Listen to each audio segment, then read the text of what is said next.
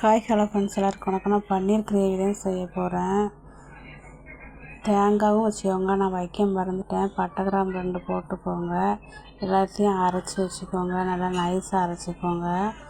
அப்புறம் சோம்பு, வெங்காயம், கருவேப்பிலை போட்டு நல்லா வதக்கிட்டு அப்புறம் அரைச்சதை ஊற்றிடுங்க.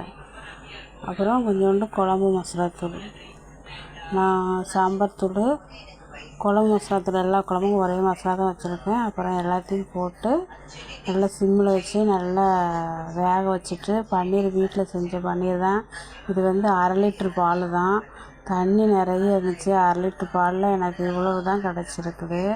பன்னீரை என் பொண்ணு ரொம்ப நாளாக கேட்டுகிட்டே இருந்தா. அப்புறம் எல்லாத்தையும் தண்ணி ஊற்றி வேக வச்சுட்டு பன்னீரை உள்ளே போட்டு விட்டுருந்தேன். ஒரு பன்னீர் கீழே விழுந்துருச்சு. என் பொண்ணு ஆசைப்பட்டு கேட்டான், அதுலேயும் ஒரு பன்னீரை கீழே போட்டியாம்மா சொல்லி ரொம்ப வருத்தப்பட்டா. சிம்மில் வச்சு மசாலா நல்லா வெந்ததுக்கப்புறம் உள்ளே போடுங்க.